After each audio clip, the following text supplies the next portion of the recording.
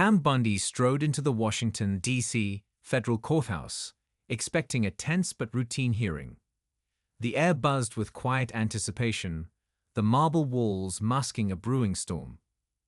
Supporters filled the chamber, clutching notebooks, their eyes scanning for drama. Lawyers at the defense table adjusted ties, folders stacked high. Pam, in a sharp charcoal suit, her blonde hair neatly tied, exuded calm control. The room didn't hush but refocused as she entered, security officers subtly straightening. Judge Raymond Halverson, perched at his bench, paused, eyes narrowing. Pam sat in the witness section silent. The case, a civil suit against a pro-Trump media outlet for spreading false narratives, was a facade for ideological warfare. Pam was summoned not for expertise, but as a symbol of an era the establishment sought to erase. As the session began, Halverson's voice cut through. "Let's proceed."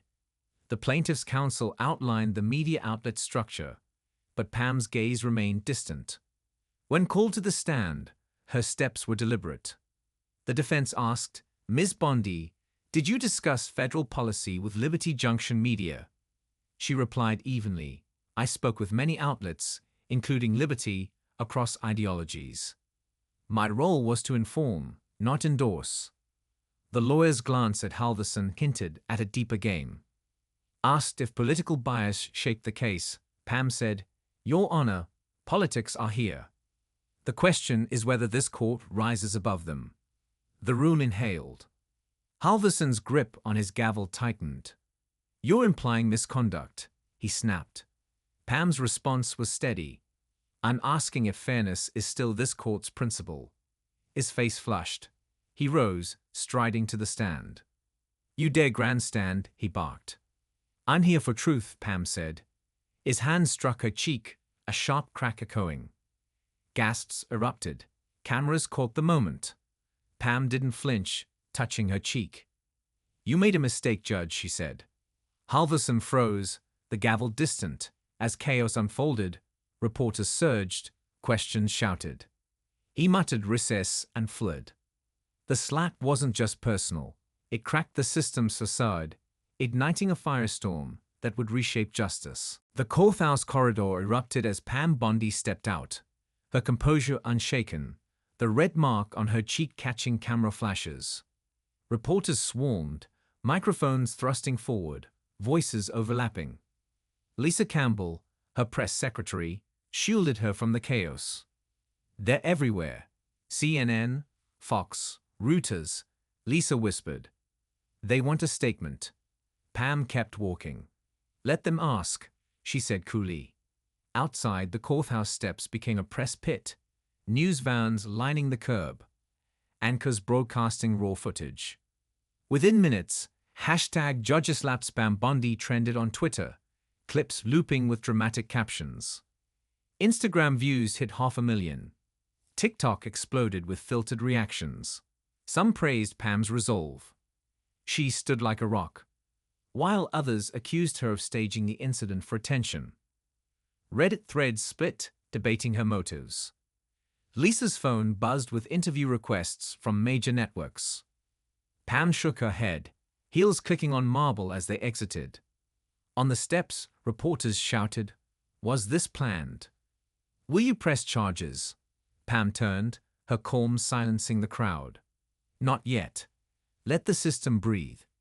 She descended, cameras trailing her to a waiting SUV. Inside, the air shifted to strategy. Lisa exhaled. "It's a media storm, and you're at its core." Pam stared out the tinted window, the courthouse fading. She typed on her secure phone, "We rewrite the narrative tonight." Lisa raised an eyebrow. "Going on offense?" Pam's voice was firm. "No. Correcting the record. No shouting, no spin, just truth." The city blurred past, unaware of the shift. This wasn't just about a slap. It was a recalibration of accountability. Pam's mind churned, mapping a war now public. She contacted Ethan Moore, a reporter who tracked Halverson's rulings. "Meet me," she typed. "This isn't about headlines. It's about what's buried." The SUV rolled on, carrying not just Pam, but the spark of a reckoning that would expose the rot within the system's core. In a dim cafe alley, Pam met Ethan Moore, who waited with a manila folder. 6 months of case reviews, he said, tapping it. 7 Halverson rulings, all dismissing cases tied to donor nonprofits. Pam scanned the documents, names, amounts, circled notes. Dismissed despite evidence. Ethan leaned in. He's not a judge, he's a broker in a robe. Pam nodded. This isn't just me. It's everyone silenced. Back in Halverson's office, he replayed the slap video, his hand frozen mid-air on the screen. His jaw clenched as headlines branded him a villain. Alan Drake, a seasoned prosecutor, entered. You struck a former adge in open court, he said flatly. It's not a news cycle, it's a perception problem. Halverson muttered, she provoked me. Drake scoffed, she used words, you used your hand. Halverson dialed a number, whispering, activate the fallback. Shut her down.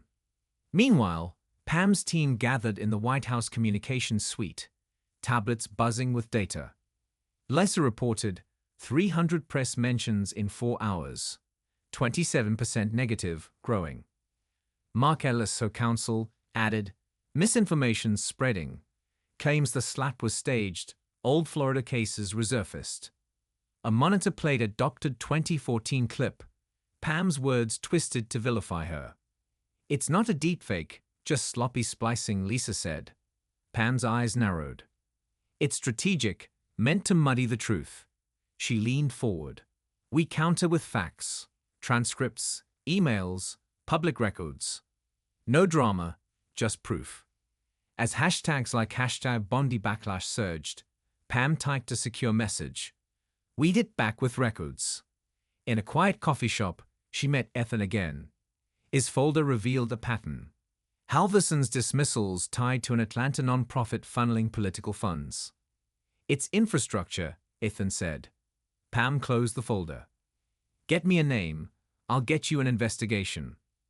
The truth wasn't just emerging, it was sharpening, ready to cut through the system's carefully constructed lies. Pam stood in her kitchen, staring at a chilling text. Back off, or your boyfriend won't come home. Her eyes narrowed, not with fear but calculation. She called the FBI, demanding a trace off the books. Double security on my perimeter, she told Lisa. Don't tell John yet. Her partner, a businessman, was unaware, preparing for a Chicago pitch. Pam met him for dinner, her calm masking the threat in her pocket. Over wine, she smiled, promising to call tomorrow.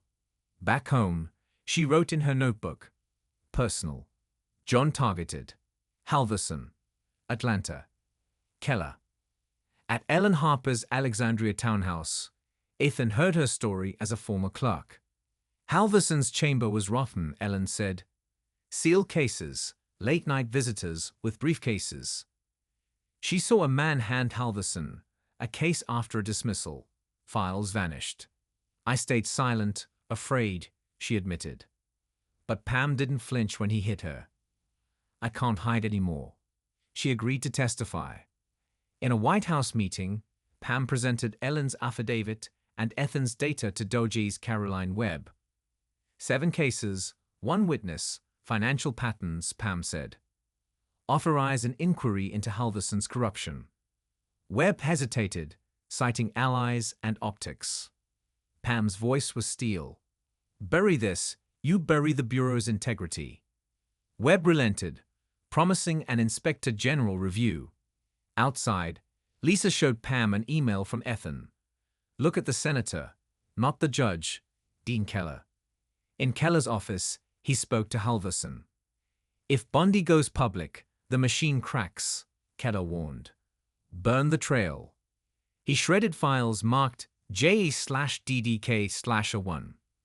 Pam, at home, opened an anonymous envelope with a flash drive. Keller's voice played, The Bondi problem ends this week. Pam didn't blink. We don't bury this, she told Lisa. We expose it. She called a press conference, ready to reveal not just a judge's fall, but a system's collapse. The White House press room brimmed with tension, reporters packed tightly, cameras live. Pam stood behind the podium, her team flanking her. "This began in a courtroom," she began, "but it's about a system of political protection and judicial manipulation." A screen lit up, playing Keller's voice. "The Bondi problem ends this week." Gasps echoed as Pam explained. A senator ordered silence, not for law-breaking, but for confronting it. A reporter asked, "Is this partisan revenge?" Pam's gaze was unflinching. "When a judge strikes a witness, that's not politics, it's abuse." Another asked about DOJ action. "I demand accountability," Pam said. "Delay, and you're complicit in rot." The hashtag Bondi Justice Reform surged. That night, Keller resigned on live TV, denying wrongdoing but offering no answers when pressed on Halverson ties. His silence screamed guilt. In Pam's office, Ethan showed an anonymous email. Meeting minutes naming Alexander Rhodes, a donor behind Keller's funds. "Keller's a node," Pam said. "The structure's bigger." At the Sentinel's war room, Ethan mapped a syndicate. Judges, senators, and media baron Maxwell Vaughn. A memo revealed a judicial influence roundtable led by Rhodes. "It's not bribery. It's a blueprint," Pam said. She ordered a DOJ brief for a conspiracy probe. "No leaks." As they prepared, Ethan warned, "Keller knows you're planning a big hearing." Pam smiled thinly. "Let him speak first. I'll speak last." The courtroom awaited, where Ellen would testify, exposing Halverson's briefcases and vanished files. Pam's team cross-referenced Keller's donors, ready to present a money trail tying him to Halverson's rulings. The fight wasn't just for truth. It was to dismantle a machine designed to outlast any one player's fall. The federal courtroom pulsed with tension as the Judicial Integrity Committee convened. Pam sat in the front row, documents stacked, Ethan and Lisa beside her. Ellen Harper took the stand, swearing to tell the truth. "I was Halverson's clerk for 4 years," she said.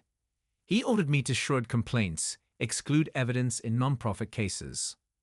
Senator Fielding, a Keller ally, sneered, "Afraid or complicit?" Ellen's voice was clear. "I was silent, but today I speak for the silenced." She described a man in a Navy suit delivering briefcases after dismissals, overheard talks of stability before elections. Ethan whispered to Pam, "That's Arthur Leeds, Keller's advisor." Pam presented a memo. "Divert $200K to Harmon, DK approval." The room gasped. 7 rulings, each tied to Keller's donors, Pam said, showing financial trails. Halverson's lawyer, Richard Williams, objected, then abandoned his client, citing ethics. Halverson sat silent, pale, as Senator Harold moved to suspend him pending a criminal probe. Whispers filled the chamber. Cameras clicked.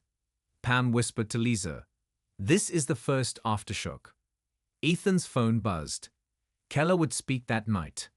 In his televised address, Keller resigned, claiming honor, not guilt. Asked about Halverson ties, he froze, his silence deafening. Pam watched, noting he didn't deny it. An anonymous email arrived, naming Maxwell Vaughn and Alexander Rhodes as architects of a judicial media syndicate. Pam told her team, "Keller's a curtain. The stage burns next." They drafted a DOJ brief, targeting not just Halverson but the network. As Pam stood by her office window, the Capitol dome loomed, complicit no longer.